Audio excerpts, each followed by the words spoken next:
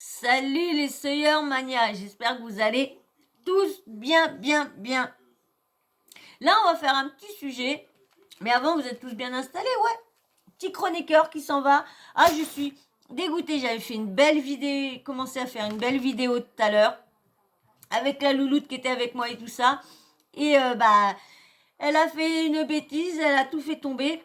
Et là, du coup, je pouvais vraiment pas la garder. Là, c'était impossible parce que autrement, vous aurez été pendant je sais pas combien de temps pendant que je remettais tout. Donc là, j'étais obligée de la refaire. Mais c'est bien parce qu'elle était en train de jouer avec moi. À chaque fois que j'ai une big vidéo qui est super bien avec eux, qui sont moi, qui font les bijoux, qui font tout, à chaque fois, il y a un souci. Ils font tellement les foufous qu'ils sont heureux, donc ils viennent là, ils foutent tout en l'air. Je suis désolée, j'étais contente en plus. Bon bah c'est pas grave, hein. On va quand même entamer la vidéo, hein. Comme je disais, donc j'espère que vous êtes tous bien installés, hein. Là, on va parler de Diams. Vous savez, Diams, elle a fait un interview à Brut. Elle s'est confiée sur, vous savez qu'elle a fait Salam, un documentaire qui a été projeté à Cannes. Donc, voilà petit bibi, là mon petit. Et mon troisième. En plus, je vous avais dit, voilà mon troisième chroniqueur qui était là, était avec moi. Il mangeait des sucettes à un moment. Ma belle. Donc, comme je vous disais, elle a fait le documentaire où qu'elle parle, qu'elle raconte sa vie, qu'elle raconte tous ses malheurs, qu'elle raconte pourquoi elle a arrêté, pourquoi elle s'est consacrée entièrement à Dieu, à son Dieu. Mais c'est vrai que, franchement, elle a vécu des choses. Des choses. Si ceux qui me suivent, vous savez que je vous avais dit que j'ai une idée de concept, de vidéo, de faire des podcasts. Des podcasts sur, comme je vous dis, sur des tueurs en série qui racontent, qui font leur biographie, qui racontent des fois leur vie de tout petit jusqu'à la fin, qui se retrouvent en prison. Il y en a beaucoup, des trucs comme ça. Et moi, je vous ai dit que ça me plairait. Est-ce que ça vous intéresserait?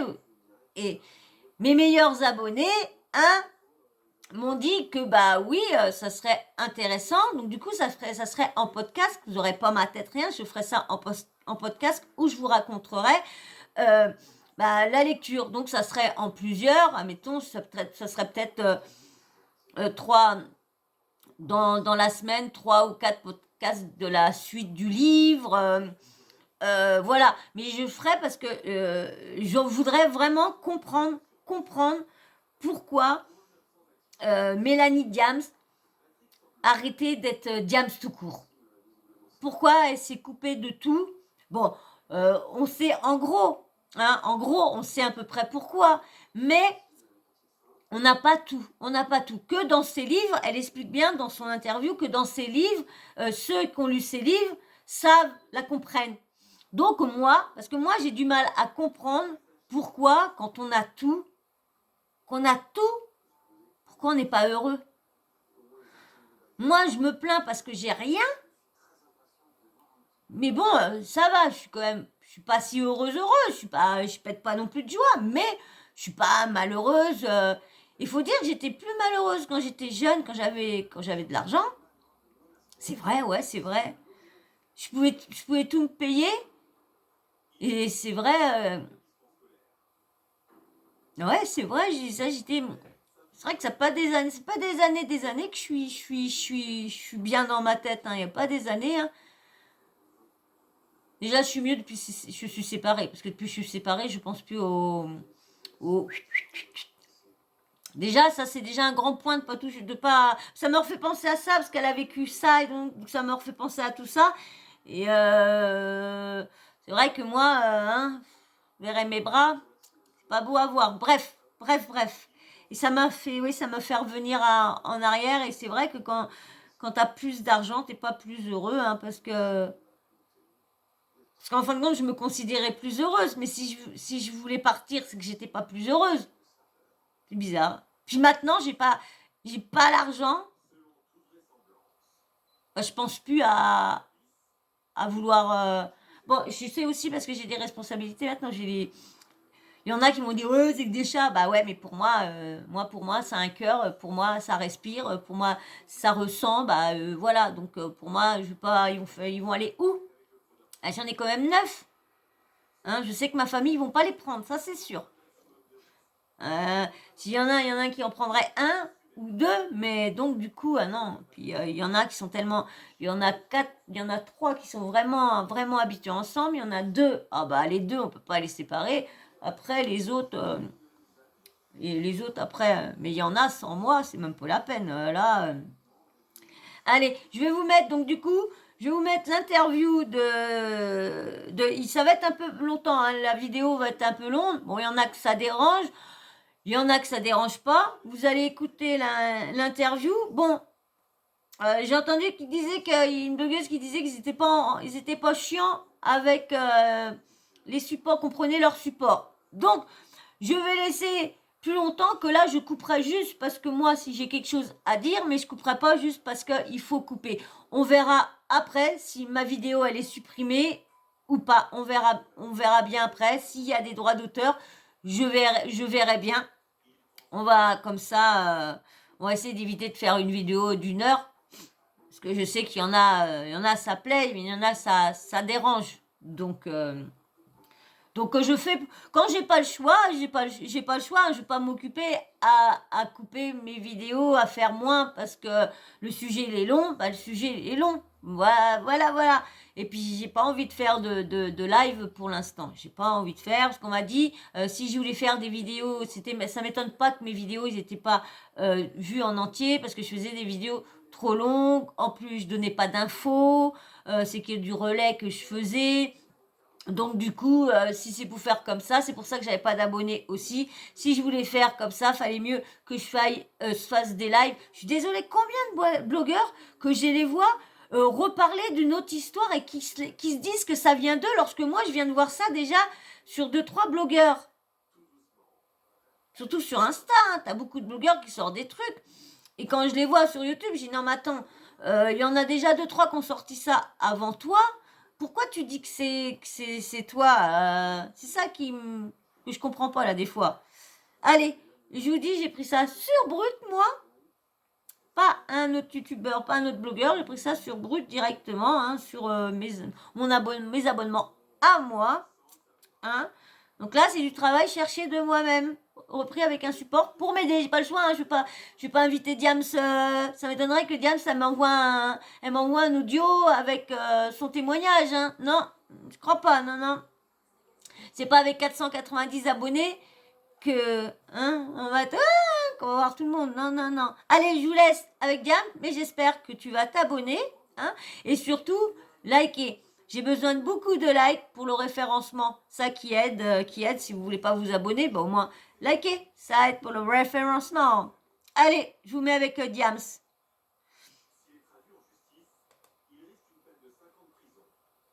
À ce moment-là de ma vie, je me dis que la Française depuis 7 ans, vous a...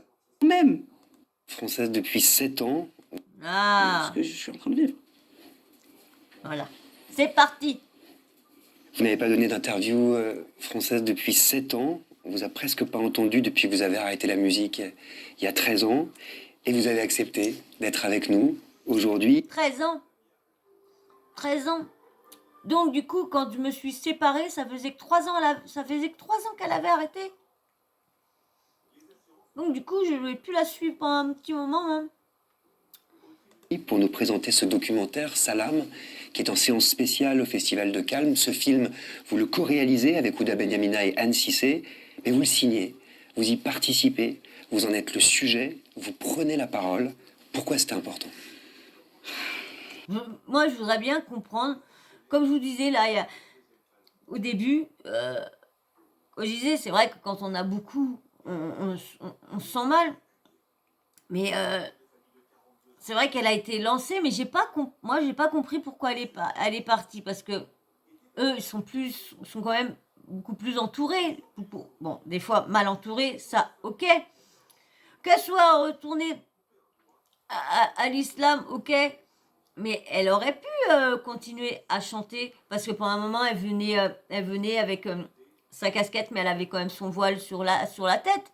Et personne ne disait rien, faut dire franchement. Mais là, elle est carrément.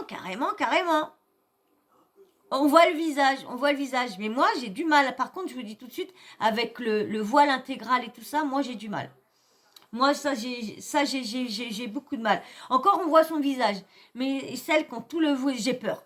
Ça me fait peur. Ah, je vous dis, ça me fait peur. Pas question esthétique, mais ça, j'ai peur. Moi, j'aime pas de pas voir quelqu'un.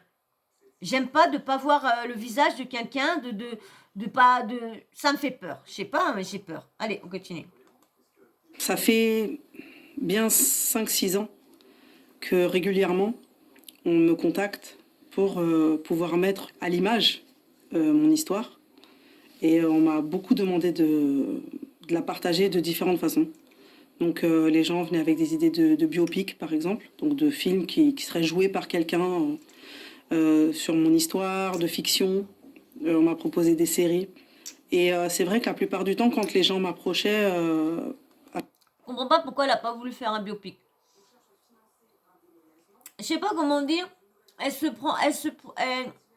prend trop là-haut ou quoi pour penser que personne n'aurait pu jouer son rôle. C'est pas non plus une personne qu'elle est pas doublable. Hein. Si son histoire est bien écrite, je suis désolée. Et bon, elle voulait y participer. Elle aurait pu faire son propre rôle, hein, et puis c'est tout, pourquoi pas. Elle aurait pu jouer son propre rôle.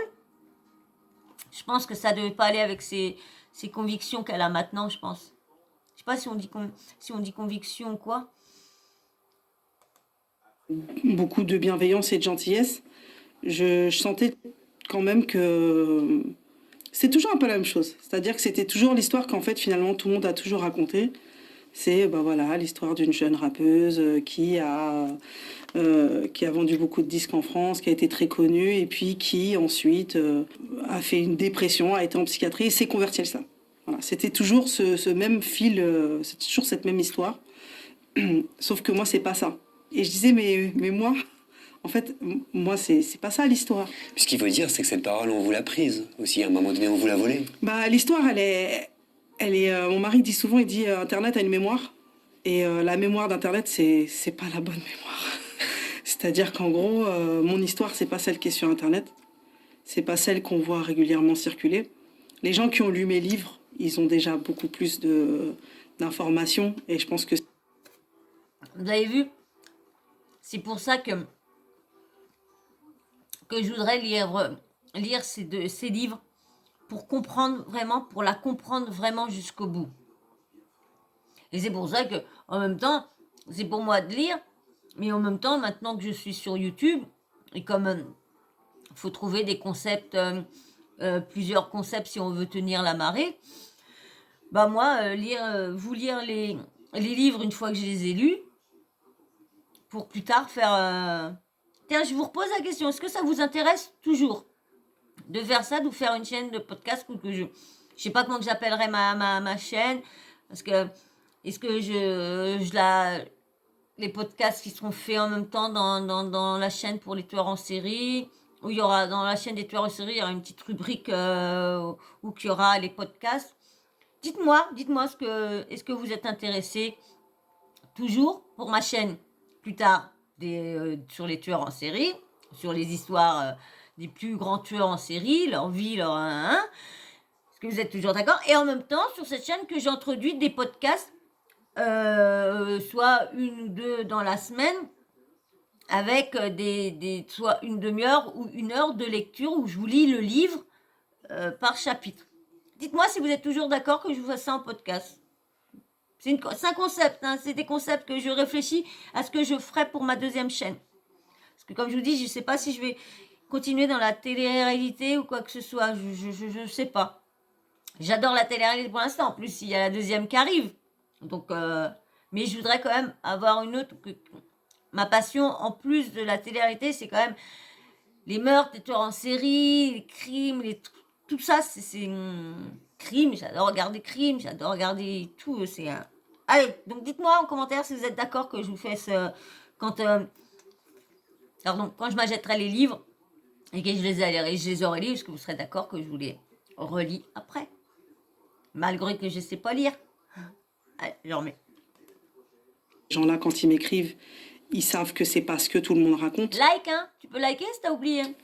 Mais c'est vrai que c'est une histoire qui a été racontée de différentes façons, mais rarement de la bonne façon. Ça change quoi de prendre en charge son propre récit pour soi? En fait, de base, on est venu me demander de partager. C'est-à-dire que c'est pas moi, à la base, c'est pas une initiative de ma personne qui me dit ah tiens, j'aimerais bien mettre à l'écran mon histoire. C'est vraiment jamais parti comme ça. Et puis je pense que très honnêtement, j'ai aussi pris peur que ces projets voient le jour sans moi, parce qu'encore une fois, ça aurait faussé la mémoire.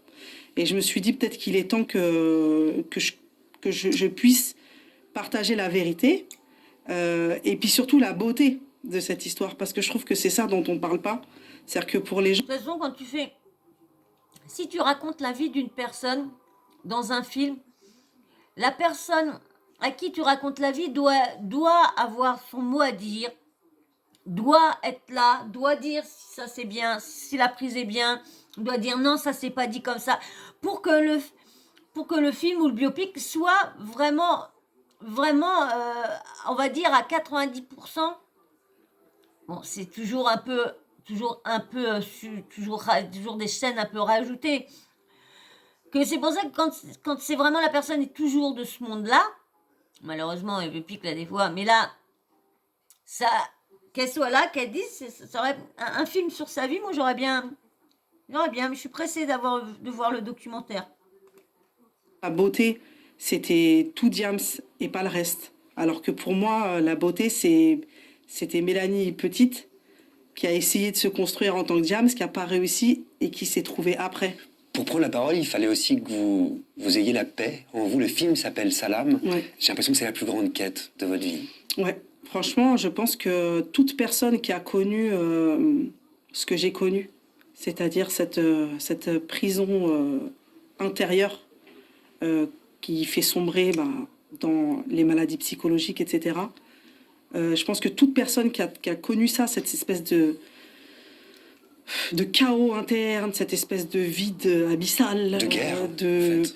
C'est presque... Non, je dirais même pas une guerre, parce qu'une guerre, il se passe plein de trucs. Quand on est vide et qu'on va pas bien, il se passe justement rien. Et ça, c'est des choses que les gens n'arrivent pas spécialement à comprendre. C'est justement, on n'arrive pas à mettre de mots sur ce qu'on... Faut dire qu'elle a... Il y a des trucs que j'ai... Bon, il y a des choses qu'on a entendues, des choses comme... Mais elle a écouté comment dire... ce qu'elle a raconté dans ses musiques. Il y a quand même une musique où qu'elle a été frappée quand même par un de ses ex, quand même, très très jeune. Que sa mère appelait quand même... parce qu'elle voyait sa fille en sang et tout ça, qu'elle allait mourir sous les coups de... Quand même, c'est quand même... Donc, c'est tout ça, après la notoriété, après tout, tu dis, est-ce que je mérite tout ça? Est-ce que... Après, quand t'es pas dans le business, quand t'es pas dans le truc de l'argent ou quoi que ce soit, il faut dire qu'à un moment, elle a fait des positions de politique et c'est jamais bon. Regardez Delphine Wispizer. C'est grave, hein? Allez. On est son propre bourreau, parce qu'en fait, les questions qui nous harcèlent, elles émanent de soi. Et donc, à qui on va se plaindre de soi-même? Enfin, c'est vraiment une espèce de spirale qui est hyper complexe. Et qu'est-ce qui me manquait? Il me manquait la paix. Il me manquait cette sérénité, cette quiétude, cette paix intérieure, en fait, tout simplement. Je pense que c'est une quête pour beaucoup de gens. Apprendre à prendre le temps aussi, tout simplement. La paix, d'avoir trouvé la paix, m'a permis d'apprécier des choses, oui, effectivement, que j'ai l'impression parfois d'être pas seule à partager, parce que j'ai rencontré des gens comme moi qui partagent les mêmes choses que moi, mais je veux dire, c'est vrai que des fois, on a l'impression d'être un peu différent. Je veux dire, moi, par exemple, mon amour pour tout ce qui touche à la nature, pour tout ce qui touche à ce qui nous entoure, je sais que des fois, c'est sujet à moquerie. Mais moi, ça me fait sourire, puisque c'est ma paix à moi. Donc, tant pis si les gens... Vous savez, Mélanie, on pourrait faire une interview, là, comme ça, question-réponse, confession. C'est pas ce qu'on va faire. Parce qu'en fait, il y a beaucoup de réponses dans ce documentaire. Je vous propose qu'on regarde un extrait que je trouve très fort et qu'on en parle ensemble. Okay. Et moi, en fait, je pense que ce qui m'a rendu triste, Parce qu'il y a la colère contre le fait qu'on me vole un truc intime de ma vie. Ça, c'est clair. Mais ça, c'est gérable, si tu veux. Ça n'a pas de conséquences. C'est toi, chez toi, t'es un peu énervé, tu vois. Mais il y a surtout... Moi, c'était vraiment par rapport aux gens qui m'aimaient. Je savais qu'ils allaient comme briser l'amour qu'il y avait entre moi et le public.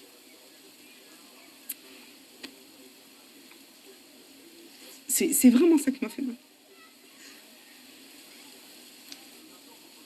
C'est vraiment en fait de voir en fait les jauges, tu vois, se vider un peu. Parce que c'est ça un peu qui s'est passé. C'est-à-dire que bah, tu vends moins de disques, donc il y a moins de monde dans les concerts. Mais il y a des gens, il y a un groupe qui est là. Et ceux-là, à jamais je leur serai reconnaissante. Et je te jure que j'en veux pas à ceux qui m'aimaient plus à ce moment-là. Il y en a plein qui m'écrivent aujourd'hui, qui me disent « Ouais, je t'en ai voulu d'avoir arrêté. Pour moi, t'étais une traître. Pour moi, t'étais endoctrinée. Pour moi, les gens étaient très, très durs, tu vois. » Et je leur en veux pas. Je les comprends même. Moi, c'est pareil, on me dit, j'ai pas compris pourquoi elle a arrêté. J'y en voulais pas. J'y en voulais pas, mais je me suis dit, putain, pousse ton chou-fleur. Elle avait un PUTAIN de succès. Je me suis dit, elle va arrêter là, d'en lancer, mais bon, c'est pareil. Nous, on voit pas le derrière. On voit ce qu'ils veulent faire voir, mais on voit pas ce qui est derrière. Pousse-toi, bébé. On voit pas leur vie intime, on voit pas leur mal-être, parce que quand tu viens sur les plateaux, t'es toujours obligé d'être bien. Quand tu viens sur les concerts, t'es toujours obligé d'être bien. Quand t'es en tournée, t'es toujours obligé d'être bien quand tu montes sur la scène. Donc du coup, c'est bête à dire, mais ils se mettent un voile. Ils se mettent un voile et on voit plus ce qui se passe à l'intérieur d'eux, mais on voit le devant. Et c'est vrai que moi j'ai eu du mal à me dire ouais, pourquoi elle est en plein, hein, ils arrêtent. Même qu'elle prenne du repos, j'aurais pensé qu'elle serait revenue. Mais ben non. Mais après, si c'est au moins qu'elle ait envie, autrement elle aurait peut-être pu être là, bah faut mieux qu'il ait fallu tout ça et puis qu'elle soit toujours là. Mais c'est bête à dire, il n'y a plus de musique, mais elle est toujours là. Vous parlez de votre public, d'un moment de rupture avec le public, et vous dites que ceux qui vous ont rejeté, ceux qui n'ont pas compris, ceux qui ont même cru parfois que vous étiez embrigadé, endoctriné, vous leur en voulez pas. Vous dites même que vous les comprenez. Oui. Oui, parce qu'avec le temps et avec le recul, j'ai appris à comprendre l'autre. Et je pense que c'est nécessaire, comme j'ai voulu qu'on me comprenne. Mais je pense que j'ai eu besoin moi aussi de comprendre les gens. Et c'est vrai que à ce moment-là aussi, la grande difficulté, bon, j'en parle pas spécialement dans le film, c'est que moi, quand je prépare ce dernier album, j'ai vraiment l'envie de faire de grandes choses avec Big Up, mon association. Et donc, je pense vraiment que ça va être fédérateur, qu'on va faire plein de trucs. Et j'imagine pas un instant que le scandale autour de mon voile et de cette photo prise à la sortie de la mosquée va finalement tout chambouler. Photo volée. Photo volée, moment volé, secret volé, parce que c'était un secret, et qui devient ensuite après, limite, comme je dis dans le film, on m'accuse, limite de prôner ça, alors que c'est eux qui ont volé ce moment. Qu'est-ce que vous leur dites à ce public à travers ce documentaire ? Bah, très honnêtement, je crois que j'ai pensé qu'à eux quand je l'ai fait. J'ai toujours pensé qu'aux gens qui m'ont aimé. Bon, c'est le moment où je vais être émue. Mais il faut savoir que ça fait 10 ans que je ne suis pas coupée du monde. Contrairement à ce que j'entends parfois. Oui, parce qu'il y a eu des rumeurs à dire qu'elle voulait parler à personne, qu'elle était enfermée. Ok, le seul truc qu'elle voulait pas répondre, c'était aux journalistes, ou tout à Bankable, ou quoi que ce soit. Mais à Stéphane, qui l'ont toujours suivi sur les réseaux sociaux, quoi que ce soit, elle était toujours là.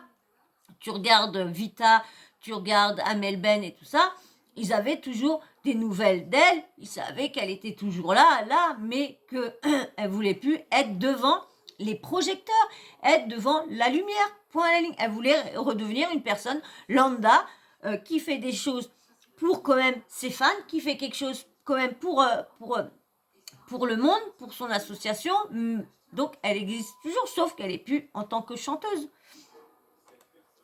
Et j'ai des réseaux. C'est un peu une plateforme d'échange pour moi. C'est-à-dire qu'en surface, je suis pas trop là, mais j'ai beaucoup reçu de messages de gens qui, les années passant, parce que c'est marrant, c'est vraiment au fil des années que j'ai senti que quelque chose s'était construit, je suis devenue, je pense, comme quelque chose d'important de leur passé. En fait, je pense que sur le coup, les gens ne le réalisaient pas spécialement. Moi-même, je ne l'ai pas réalisé. Je veux dire, sur le coup, j'étais, je sais pas, une rappeuse parmi tant d'autres. Enfin, voilà. Et en fait, c'est 10 ans plus tard, les gens, ils me parlent comme si, comme si on s'était connus à un moment de leur vie qui était important, de construction ou de quête, etc. Et donc, c'est hyper touchant les messages que je reçois de jeunes filles qui sont devenues mamans, de jeunes hommes qui travaillent aujourd'hui, qui ont réussi leur vie et qui te racontent que quand ils étaient jeunes, ça n'allait pas Oh, moi, quand je t'ai connue, j'étais en couple. Et tu réapparais, je suis célibataire. du tout. Et qui vous disent quoi aujourd'hui? Ils disent merci. Que 10 ans, c'est 10 ans pile poil, 10 ans pile poil presque. En fait, la plupart des gens, ils me disent merci et ils me disent si t'es heureuse, c'est le plus important. Mélanie, le regard des autres qui a tant compté pour vous, aujourd'hui vous en faites quoi? Moi, je savais pas que le regard comptait autant que ça pour elle. Parce que franchement, moi, je vous dis, hein, je pensais pas que Je pensais pas du Je l'accueille avec. Je pensais pas du tout que le regard comptait beaucoup pour Diams. Je la trouvais tellement, comment dire, accessible et tout ça Que joie parce que la plupart des gens sont très gentils avec moi. La vérité, c'est que moi, je reçois beaucoup, beaucoup d'amour. Mais je vis plus à travers le regard des gens. Quand je me lève le matin, c'est pas mon souci. C'est pas mon souci. Moi, ce qui compte, c'est que moi, je sois bien avec moi, avec ma famille, avec les miens. Et donc, ce qui compte, c'est ça. Moi, c'est de préserver, en fait, cette paix. Après, quand je rencontre des gens dehors, j'en parle avec ma fille des fois. Parce qu'elle me dit, oui, les gens, ils viennent nous voir. Puis elle me dit, ils nous coupent la parole. Des trucs comme ça. Et puis je lui dis, mais ils nous aiment. Et elle me dit, oui, ils nous aiment. Et je lui dis, tu sais, l'amour, il y a tellement de gens qui rêvent d'être aimés, d'être accompagnés dans leur vie, de ne pas être rejetés, d'être compris. J'ai dit, on peut pas être mécontent de recevoir de l'amour. On va pas reparler ensemble de cette photo volée par Paris Mathieu à 13 ans, cette photo de vous sortant d'une mosquée en 2009, parce que ça a été une telle déflagration, une telle violence, que ce serait inutile. Mais dans le film, il y a quand même cette phrase très... Ça, c'est clair, parce qu'il y en a eu tout ce qui a été dit, tout ça parce qu'on l'avait vu. On l'avait vu, on la voyait en photo comme ça, tout voilé, tout ça. Bon, t'arrêtes. Franchement, ouais. Moi aussi, ça m'avait choqué. Ah, je me suis dit, je vais vous dire ma vérité. Comme vous savez que moi, je suis assez franche avec vous, ou j'essaye de rien dire, mais quand j'ai un truc à vous dire, je dis franchement. Quand je l'ai vu la première fois, vous savez que il y a tellement de trucs qui ont été dit autour du voile. Autour du voile, c'est oui, c'est les hommes qui décident que les femmes portent ça pour un. Et moi, quand j'ai vu Diams, la photo que j'ai vu Diams sortir, je me suis dit, ah là là, ça y est, maintenant elle a rencontré un mec qui l'a frappé, tout ça s'en est sorti. Elle a oublié, maintenant elle retrouve un autre mec qui lui interdit de da. Moi, je pensais que c'était ça, que c'était son mari qui l'avait forcé à se mettre tout voilée carrément complète, elle est carrément voilée carrément. Et que c'était lui qui l'avait interdit du coup, comme elle était maintenant rentrée dans la religion islamique, je sais pas, l'islam, je sais plus quoi, musulmane, je sais pas c'est quoi exactement, parce que moi je sais pas. Elle est devenue musulmane, et du coup, je me suis dit, ah bah voilà, elle peut plus être chanteuse parce qu'elle est voilée et tout ça, tout tralala, alala. Et moi, je pensais que c'était à cause de son mari. Parce qu'il y a eu quand même l'amalgame de dire que c'est les maris. Il y a dans des coins, oui, mais maintenant, la femme, on le sait qu'elle est libre. Maintenant, c'est plus comme avant. Elle est libre, elle met si elle veut, si elle met pas, c'est elle qui le veut. Mais c'est vrai que ça m'avait choqué sur ça au début. Franchement, ouais. Allez, je vous laisse. forte du producteur Benjamin Ifra qui dit « Ce jour-là, comme elle l'a toujours fait durant sa carrière, Diams, malgré elle, pose une question à la France. » Bon, c'est lui qui le dit, et je comprends ce qu'il a voulu dire. En fait, il dit que moi, comme je pense beaucoup d'artistes ou comme beaucoup de personnalités publiques, malgré nous, on est un thermomètre de la société. C'est-à-dire que, je ne sais pas, aujourd'hui, moi-même qui m'intéresse à ce monde pour mes enfants, je comprends un peu ce que les jeunes ils aiment, etc. Et en fait, les personnalités aimées des jeunes, par exemple, sont des thermomètres de ce que les jeunes aiment, de ce qui les fait vibrer, etc. Et moi, quand effectivement je me fais shooter avec le voile et que... Excusez-moi, mais tout ça, parce que j'imaginais la sucette, alors monsieur, je lui ai dit d'aller, il a cru que j'allais balancer la sucette, donc du coup, il a couru comme un foufou. Ah bah je vous dis, mes chats, c'est des chats d'appartement, mais c'est des joueurs, parce que depuis qu'ils sont bébés, j'ai fait que ça, je leur ai, j'ai toujours des jouets, bah vous voyez, hein, ceux qui me suivent depuis le début, vous voyez, hein, je vous fais voir, déjà j'ai des petits joujoux, je vous les fais voir et tout ça, donc... Mais là, il va falloir que je cale ça, parce que c'est agaçant, si ceux qui suivent, c'est agaçant de regarder. Allez, on continue. on voit ce que ça suscite, parce que vraiment, on se rend pas compte aujourd'hui, avec du recul, quand justement on a fait Salam, on a eu accès à toutes les archives de l'époque. J'avais même pas réalisé que c'était à ce point. Je pense que j'étais tellement déjà accablée à ce moment-là que je m'en suis pas rendu compte. Mais quand on voit tous les articles qu'il y a eu, et surtout la violence et la haine que ça a engendré, effectivement, à ce moment-là, le thermomètre, il nous indiquait quelque chose qu'on n'avait peut-être pas réalisé. En tout cas, pour moi. Le rapport de la France à la religion, le rapport de la France à la célébrité. Pourquoi, quand on se tourne vers la religion, c'est qu'on a forcément pété les plombs, par exemple? Ouais, après, mon mari vous dira que c'est l'histoire. Et qu'il faut que les gens ils se rappellent de l'histoire. Et que, en fait, finalement, ça a toujours été comme ça. Ça l'était déjà avant, bien avant que le problème soit les musulmans. Déjà, quand je chantais, j'ai pas cherché à être une icône. J'ai pas cherché à être un chef de file. J'ai pas cherché, ça a toujours été malgré moi, les étiquettes qu'on me collait, quand les gens ils disaient, ah, elle est ainsi, elle est comme ci, elle est comme ça. Et quand je me voile, bah, c'est cette nouvelle étiquette, entre guillemets, qui arrive. Encore une fois, c'est pas moi. C'est pas moi qui suis venue devant comme ça en disant, ah, tiens, je suis voilée, maintenant. Non, j'avais pas prévu ça. Mais j'ai été surprise, ouais. Et je me suis rendu compte que j'avais une famille formidable. Et des gens merveilleux autour de moi, parce que moi, j'avais jamais vécu ça chez moi. C'est-à-dire que si j'étais née dans une famille peut-être de gens pour qui ça posait problème, ou qui avaient un problème avec certaines personnes sur la Terre, bah, peut-être que j'aurais compris. Mais moi, à ce moment-là, en fait, je suis surprise, puisque ma mère, elle a jamais eu de problème avec les femmes voilées, et tout ça. Moi, ce qui m'intéresse, c'est que vous soyez encore le thermomètre de la... Il faut dire qu'avant, dans les années, mettons, 90, je suis désolée, il y avait pas de problème pour le voile.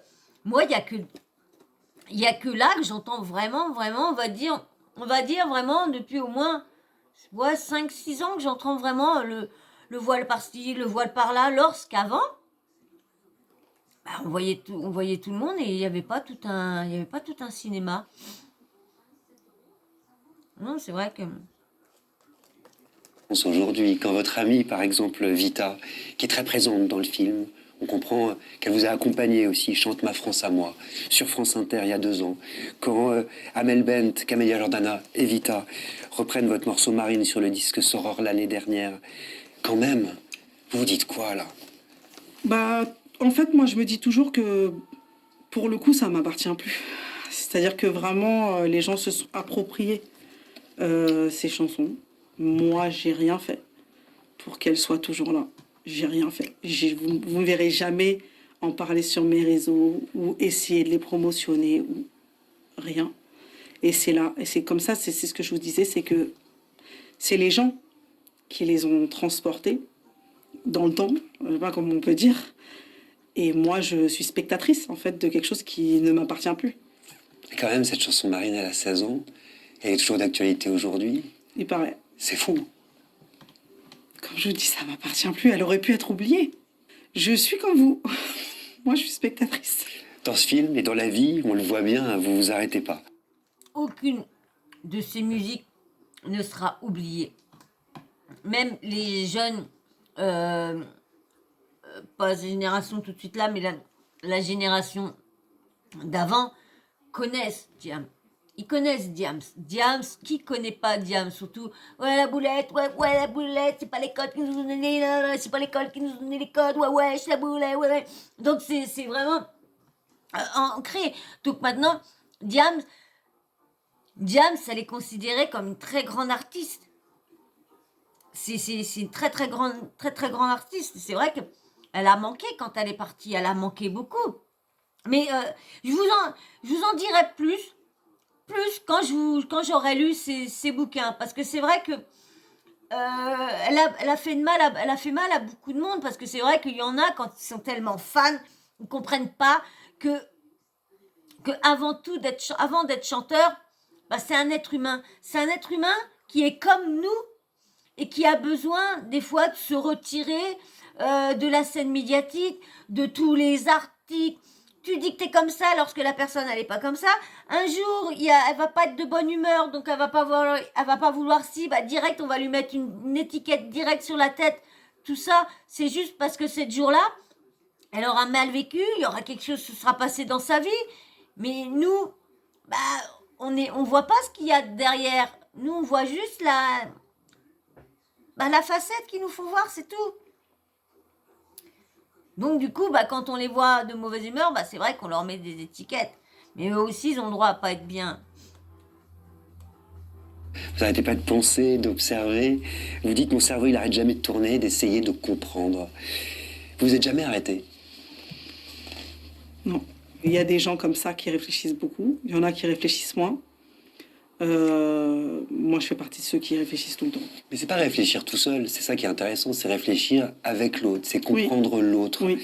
C'est le grand défi que lance ce film, je crois. Vous savez, sur la religion dont parle le film, ce qui m'a le plus marqué, c'est que vous en parlez toujours au pluriel, par exemple, du fait que toutes les grandes religions sont liées, et que ça, on le sait pas forcément, on le dit pas, on le comprend pas. Je pense à la surprise d'une dame, lorsque votre fille Mariam lui dit « Vous pouvez aussi m'appeler Marie ». Au début, elle comprend pas. Bah, après, ça, c'est mon histoire. Vous vous rendez compte, moi, je m'appelle Mélanie Marie. Ma mère, elle s'appelle Dominique Marie. Mon père, il s'appelle Phivos. Il est grec et il n'est pas du tout musulman. Donc, toute mon histoire, elle est dans le fait d'apprendre à se connaître les uns les autres, d'apprendre à se comprendre et surtout d'apprendre à se respecter. Parce que c'est pas parce que je suis pas comme toi que je suis contre toi. Et ça, c'est quelque chose au sein de ma famille qui est hyper clair. Mon oncle... Le problème, c'est que dans la vie, niveau des réseaux, niveau trucs publics, c'est le problème, c'est que si t'es pas d'accord, automatiquement t'es contre la personne. C'est comme nous qui faisons des vidéos, qui racontons des choses, on n'est pas d'accord avec ce que cette personne-là a fait, ce que cette personne-là a dit, et du coup, bah, les personnes qui sont pas d'accord avec nous, bah, faut qu'ils soient désagréables, insultants, mais pas dans la compréhension et pas dans la discussion. C'est ça que là, des fois, c'est un peu embêtant avec certaines personnes. C'est lourd, là, des fois. Et c'est vrai, dès que tu es en opposition, tout le monde croit que tu es contre, que et du coup, ça... Un grand patron français, avec tout ce que ça implique et tout. On mange ensemble, je suis voilée, et il me respecte. Et on s'aime comme ça. Donc, je veux dire, mon film, il est à l'image de ma vie. Ma vie entière, c'est ça. Moi, j'ai vécu au milieu des gens quand je suis partie vivre un peu dans la province française, avec une voisine française qui avait son petit potager, son petit cheval. Et moi, j'étais voilée à côté de chez elle. Et en fait, on s'entendait hyper bien parce qu'on se respectait. C'est intéressant, vous dites on se connaît pas les uns les autres. Pourquoi c'est si difficile? Regardez, ma mère, on a été, nous pareil, on était dans un coin, on habitait à la campagne, on n'avait jamais vu de personnes voilées, on n'avait jamais vu tout ça et tout ça. Quand ma mère s'est séparée, on s'est venu à habiter en HLM. C'est là que j'ai connu toutes les différences. les gens voilés, les gens noirs, les gens rebeux, les Chinois, les Blancs. Je voyais que tout le monde était ensemble. Mais moi j'avais que, que des personnes, et que des paysans, des campagnards et tout ça, et avec ça. Et c'est vrai, quand t'as été, et ma mère, pareil. Ma mère, elle n'a pas été, on avait des Turcs au-dessus, je crois.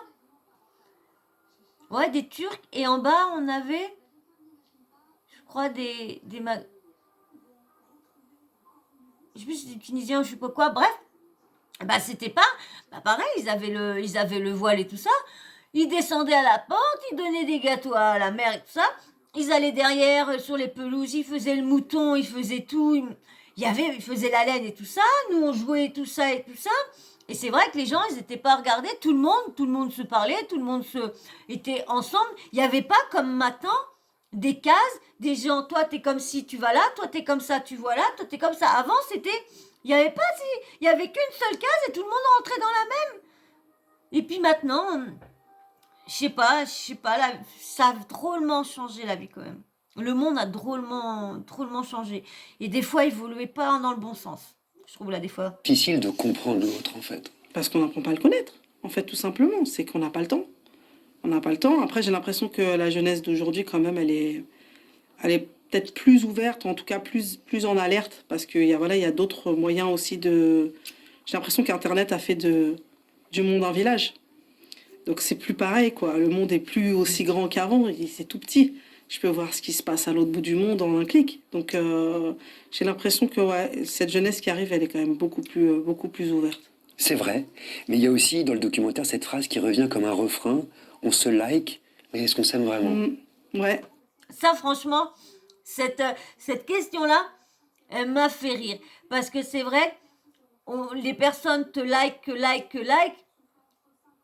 Mais en fin de compte, certains likes, certains c'est le travail qui like. Pas Instagram, oui, Instagram, tu likes la personne, tu likes le look et tout ça, c'est vrai. Vous allez voir, c'est vrai que c'était intéressant ce qu'elle a dit. Est-ce qu'on like parce qu'on s'aime? C'est vraiment une... Comment s'aimer sans se connaître? Pareil, c'est un constat que je fais parce que, comme je vous dis, j'ai des enfants. Donc, je m'intéresse au monde dans lequel ils grandissent. Et je vois qu'aujourd'hui, exister à travers les réseaux, etc., c'est devenu presque une quête. C'est quelque chose dont on doit parler. Et je me dis, ils se like tous, mais est-ce qu'ils s'aiment? Parce que c'est censé être un j'aime. Mais c'est pas un vrai j'aime. Ouais. Est-ce que c'est un vrai j'aime? Mais c'est intéressant parce qu'à l'époque où vous avez arrêté la musique, à l'époque de tout ce déchaînement médiatique, les réseaux sociaux, ils n'étaient pas aussi présents. Il y avait la haine quand même, mais elle n'était pas sous cette forme. Ça aurait donné quoi? Bah, à l'époque, la haine, c'était des courriers qui étaient écrits à la main, qui étaient piégés. On avait des courriers piégés, nous. Ils mettaient des lames de rasoir dans les enveloppes pour qu'on se coupe quand on ouvrait l'enveloppe. Non, quand je vois aujourd'hui le déferlement de haine qu'il y a sur les réseaux, bah après, moi, je me sens concernée parce que j'ai vécu ce déferlement moi-même. Donc, je l'ai vécu à une autre échelle. C'est-à-dire qu'il y a des gens qui reçoivent du harcèlement sur Twitter. Moi, j'ai eu un harcèlement médiatique. Je me dis toujours que les gens qui parlent, est-ce qu'ils ont conscience des conséquences que ça peut avoir sur la personne dont ils parlent? Vous devez être très sensible à toutes ces questions, en fait. Ça fait partie des sujets qui me touchent le plus, ouais. C'est-à-dire que vraiment, C'est pour ça que quand tu parles de gens, faut faire attention à ce que tu dis, à ce que tu sors. Faut pas sortir des trucs comme ça. Ouais, bah allez hop, cette personne-là, ouais, sans penser des conséquences. Parce que ce que t'as sorti n'a rien de vrai, n'est rien de... T'as pas de preuves. Et c'est vrai qu'il y en a beaucoup qui salissent des gens comme ça. Et c'est vrai que sur les réseaux, dès que tu t'es un truc, bah après, pour t'en démordre, c'est très très dur.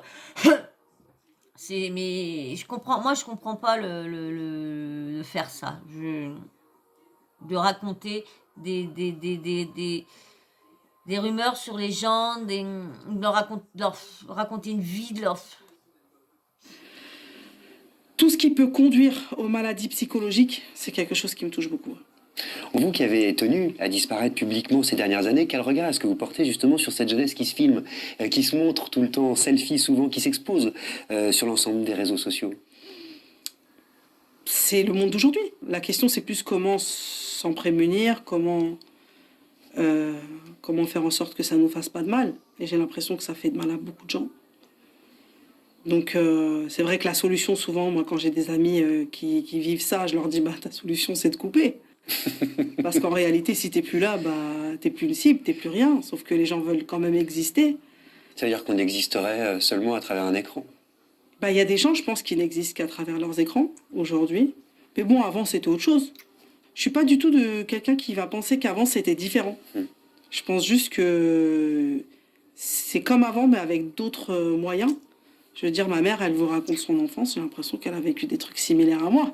Sauf que c'était sous une autre forme. Ouais, Donc voilà, la jeunesse d'aujourd'hui, elle est comme elle est. C'est la jeunesse de mes enfants.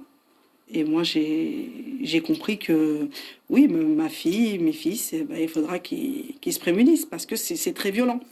Vous vous sentez plus jeune, vous? Non. Non, je suis pas une jeune, ça c'est sûr. Enfin, surtout quand les gens ils vous disent t'es toute mon enfance. Voilà. J'ai dit ah d'accord. Vous écoutez toujours du rap? Non. Jamais? Non, franchement, je me suis pas désintéressée, mais presque de tout ça. C'est compliqué parce qu'encore une fois, moi, mon rapport, il est vraiment lié à l'écriture. Moi, c'était vraiment l'écriture, la plume, bien plus que la musique en elle-même. Donc, c'est pas ce qui m'intéresse. Voilà, c'est pas mon centre d'intérêt. Vous le dites hein, dans ce documentaire, j'en ai fini avec Diams. Et pourtant, ce film, vous le signez Mélanie Diams. Oui. Bah parce que j'aurais aimé le signer que Mélanie. Mais tant que je serai pas que Mélanie, pour les gens, bah on leur rappellera quelle Mélanie c'est. Mais peut-être qu'un jour, je serai que Mélanie. Ça voulait dire quoi, Diams? À l'époque... C'est vrai que moi, si on me dit Mélanie, Mélanie Marie, je vois pas qui c'est. Hein. Qui c'est? Si on me dit Mélanie Diams, là, oui. C'est vrai que bah, c'est dur on la voit plus, donc c'est dur de se rappeler d'elle. On la verrait régulièrement. Ouais. On finirait par savoir qui c'est Mélanie. Mélanie. Mais là, elle est partie en tant que Diams. On l'a revue comme ça, mais on l'a plus revue après. Donc encore, elle serait restée toujours sur le devant avec en disant, bon bah à partir de maintenant, c'est plus Diams, c'est Mélanie. Regardez comme Gims. Regardez maintenant, on l'appelle Gims. Lorsque c'était Maître Gims, il veut plus qu'on l'appelle Maître Gims. Il préfère qu'on l'appelle Gims. Bah, regarde, maintenant on l'appelle Gims, donc on se rappellera de lui en tant que Gims, mais on se rappellera plus de lui peut-être en Maître Gims. On se rappelle plus que ça sera qui Maître Gims. Parce que et là du coup, elle serait revenue sur le devant en étant Mélanie. Ben, on aura fini par se rappeler d'elle en tant que Mélanie, mais pas Diams. Donc là, si elle revient en tant que Mélanie Diams, Diams partira, ne l'oubliera jamais. C'était un petit nom que j'avais trouvé, moi, en tant qu'artiste. C'était le diamant. C'était le diamant qui pouvait être brisé que par le diamant.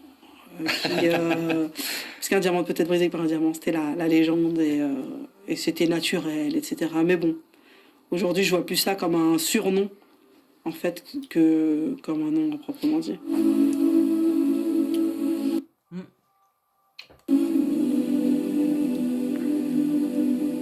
Ça fait combien? Alors là, on la voit là, elle est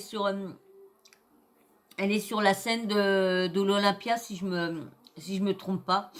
C'est immense, hein, une scène de l'Olympia. Combien de temps, Mélanie, que t'es pas revenue ici?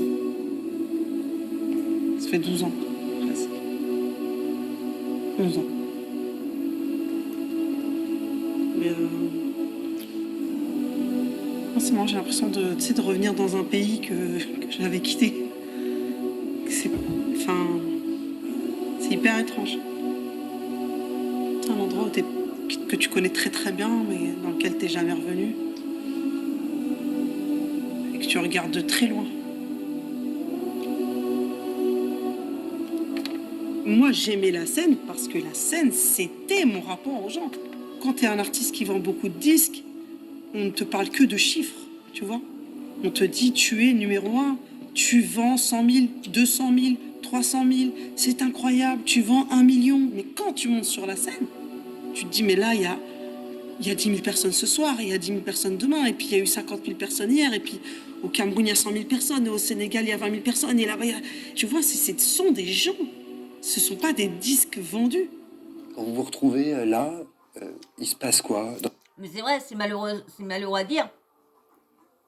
Mais dans la vie, nous les gens, comme les abonnés de tous les autres et tout ça, vous êtes des tirelires. Vous êtes des tirelires parce que vous achetez leur placement de produits, vous achetez leurs conneries et tout ça. Bah, vous allez faire les tradings et tout ça. Donc vous êtes des tirelires pour eux. Vous êtes des tirelires. C'est vrai, hein. Et là c'est pareil. Hein.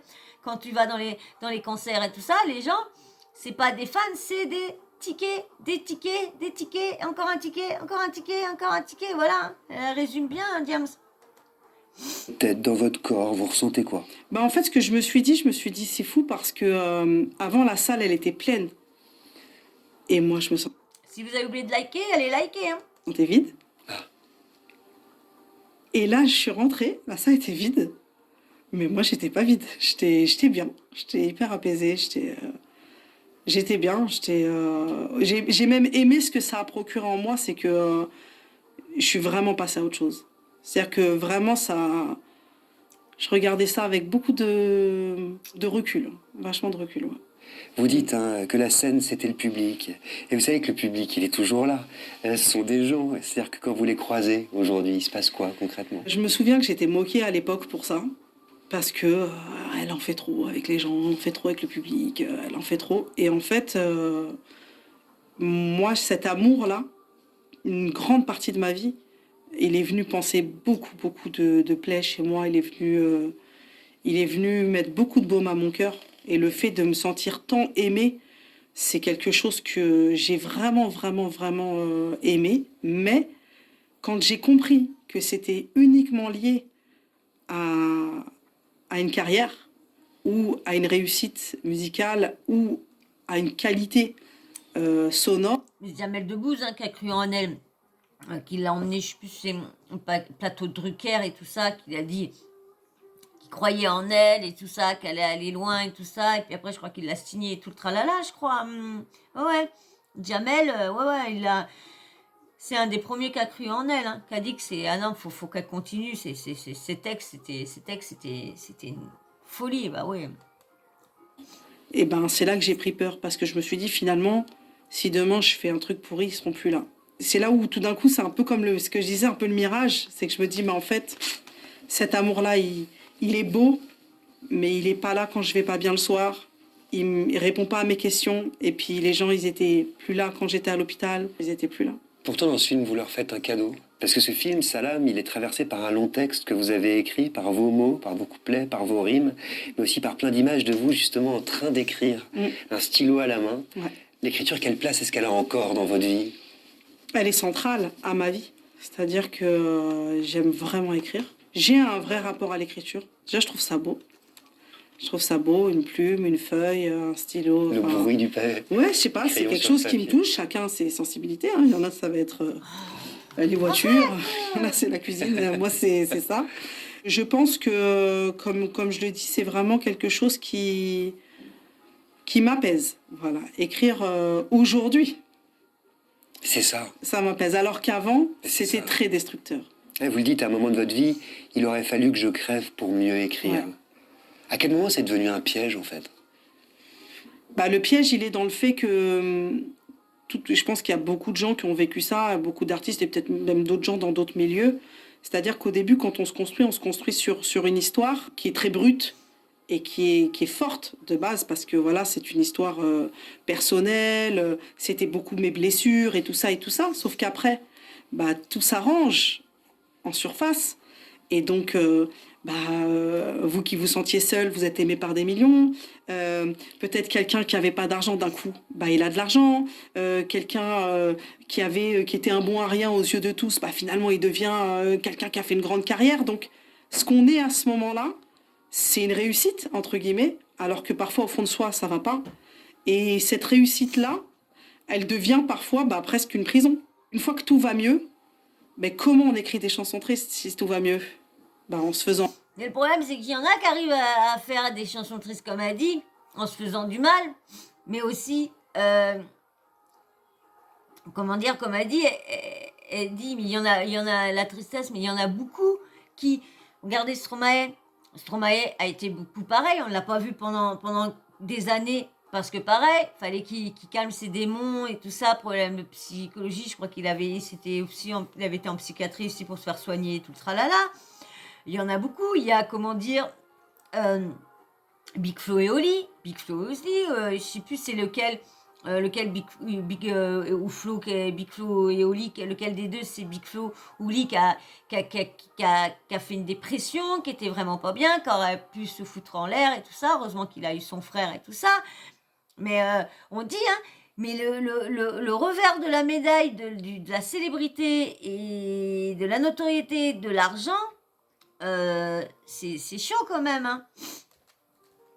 Du mal, en fait. Enfin, et c'était une spirale qui était vraiment destructrice. C'est la question que j'allais vous poser. Ça veut dire quoi pour vous, Mélanie, réussir sa vie? C'est pas l'argent, c'est pas la gloire, c'est quoi? C'est vrai, hein, comme on dit, c'est pas la gloire, c'est pas l'argent. Bon bah maintenant, vu comme maintenant qu'elle est rentrée, oui, je sais pas si c'est, et c'est l'islam, ouais. Si elle est rentrée dans l'islam, c'est parce que moi je suis perdant, comme perdu, je vous dis, moi les religions, moi, ouh.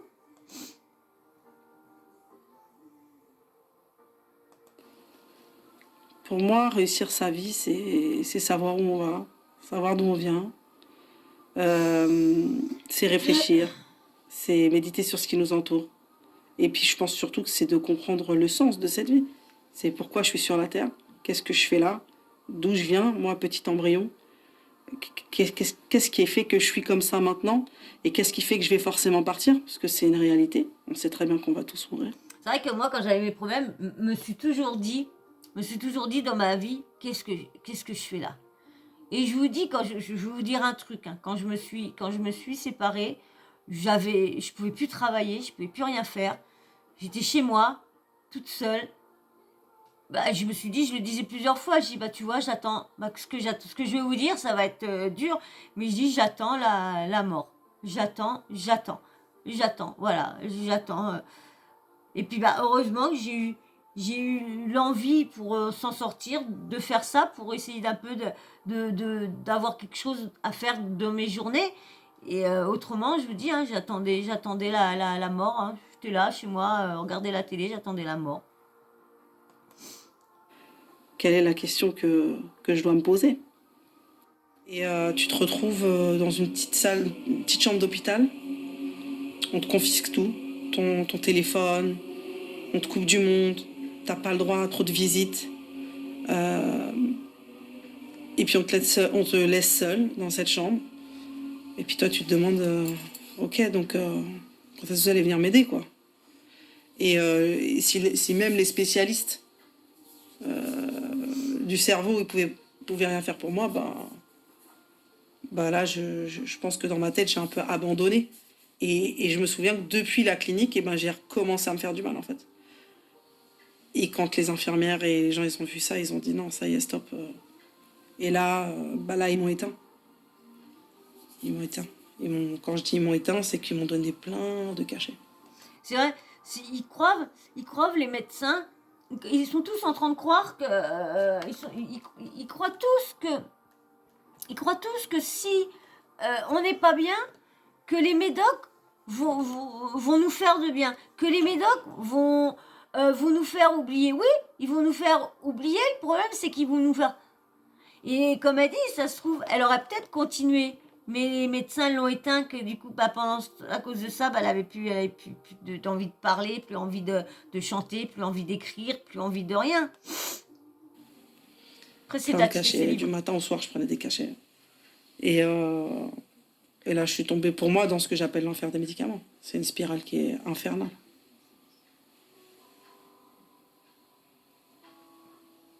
Pourquoi tu pleures? Pourquoi tu pleures? Parce que ça a été une période très difficile, très...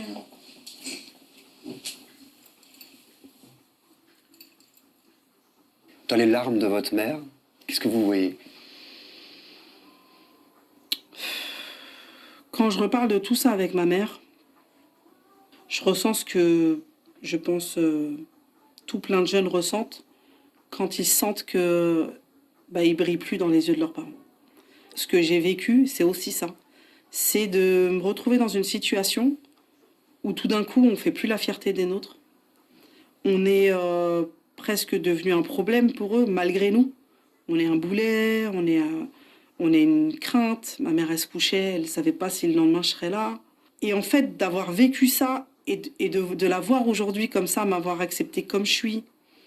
Ma mère, elle m'a aimée quand j'allais mal. Elle m'a aimée quand j'étais connue. Elle m'a aimée quand j'étais sur mon lit d'hôpital après ma tentative de suicide. Elle m'a aimée quand je suis revenue voilée. Et ma mère, elle est... Heureusement qu'il y en a qui ont des mères, quand ça va pas, qui sont là. Moi, je sais que heureusement que j'avais la mienne. Heureusement, parce que moi, je dis, ma mère, moi, elle a fait le bonhomme, elle a fait la mère et le bonhomme en même temps, hein, parce que le géniteur, il était avec CPUTE, donc il n'avait pas à s'occuper de notre mal-être, vu que c'était lui qui le rendait notre mal-être quand j'étais toute bébé. Mais après, c'est d'autres faits qui m'ont fait pas être bien. C'est tout. Vous le saurez peut-être extraordinaire. un jour. Elle est un exemple. De quoi est-ce que vous souffriez? Est-ce que vous avez fini par le savoir? Quel était votre mal? Oui, le mal, c'est de ne pas savoir ce que je faisais sur la terre. Quel est le but de cette vie? C'est ça. C'est vraiment ça. C'est de me demander, mais qu'est-ce que je fiche là? Pourquoi on nous a mis là? Pourquoi on n'a pas voulu être là? On n'est pas bien, on sait pas. On se dit pourquoi on nous a foutus sur terre? Si c'est pour nous rendre malheureux, si c'est pas pour nous donner ce que... on se dit... et c'est vrai que moi, j'ai eu beaucoup très mal-être. Je crois que je l'ai toujours un petit peu au fond de moi. Toujours un petit peu. Aussi la question de l'époque, du contexte. Quand vous entendez par exemple Stromae parler de ses pensées suicidaires, de santé mentale dans une chanson, et quand vous voyez comment ce témoignage a pu être reçu aujourd'hui, vous vous dites quoi? Moi, ça fait 10 ans qu'il y a des gens qui m'écrivent qui vont pas bien. Je veux dire, suite justement à mes écrits et à ce que j'ai pu livrer même par la suite dans mes livres et que j'ai raconté ce par quoi j'étais passée, j'ai vraiment ressenti qu'il y a des milliers, voire des millions de gens qui vont pas bien. C'est une réalité. Et là où je suis contente, entre guillemets, c'est que j'ai l'impression que ça commence à être pris au sérieux. À l'époque, c'était vraiment genre, j'étais une capricieuse, tu te prenais la tête pour rien. Tu es une enfant gâtée. T'es une enfant gâtée. Mais c'est sérieux, les maladies mentales. C'est pas rien. Au tout début du film, on entend des réactions de l'époque, de la fin de votre carrière, et il y a la voix d'une jeune fille, ça dure 2 secondes, ça m'a bouleversé, qui dit « Diams, c'est la vie ». Vous ressentez quoi quand vous entendez ça? Quand vous découvrez même cette archive? J'ai eu envie, en fait, qu'elle soit dans le documentaire.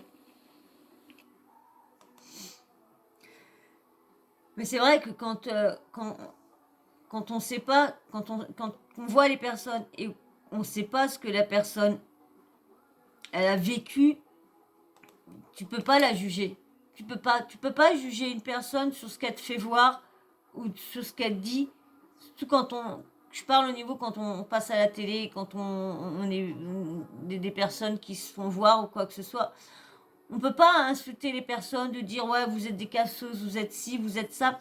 Quand vous connaissez pas la personne, ou quand vous connaissez pas le passé de la personne, le vécu, le mal-être de la personne, et vous attaquez à une personne, vous savez même pas si elle est sortie de son mal-être et tout ça.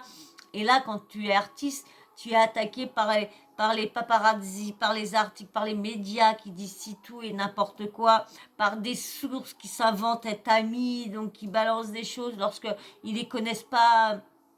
Et c'est vrai que les gens se rendent pas compte comment que ça peut faire Parce mal. que je pense que c'est ça. C'est-à-dire que encore une fois, réduire ma carrière musicale à du rap, Va tomber bébé. c'est finalement pas avoir compris que moi j'étais juste en quête, que ça a fait partie de ma quête et qu'en réalité j'étais pleine de vie, que je voulais justement croquer la vie, que je voulais pas la quitter, que j'ai failli la quitter et qu'au final, aujourd'hui, j'espère être quelqu'un qui inspire ça, c'est-à-dire qu'après la grande souffrance, il y a une possibilité de reconstruction, de renaissance même, Qu'est-ce qui vous fait peur aujourd'hui? de vous parler. Pourquoi moi? Je suis pas très impressionnant. Non, c'est ça, de reprendre la parole comme ça, de parler, c'est s'exposer à beaucoup de choses. Le silence, c'est hyper cool. C'était trop bien de me taire pendant 10 ans. Non, mais je suis très heureuse de partager mon histoire, surtout avec ceux qui me l'ont demandé. Je serais très contente qu'elle aille ailleurs et que même des gens qui pensaient pas pouvoir être concernés, bah, finalement se disent ah, c'est une jolie histoire. Et la peur, elle est plus non, la peur, elle peut être de deux, enfin, elle peut concerner sa l'âme et puis elle peut concerner la vie. Oui, Donc je me disais, le monde d'aujourd'hui, le monde dans lequel vont grandir vos enfants, par exemple, il vous fait peur parfois? en fait, j'ai compris de par mon expérience que quoi qu'il se passe dehors, il faut être bien dedans. Et en fait, ce qui compte, c'est que mes enfants, ils se construisent de façon forte en... Je sais pas combien qu'elle a. Je sais pas si elle en a 2 ou 3 enfants Diams. Je sais pas. Mélanie.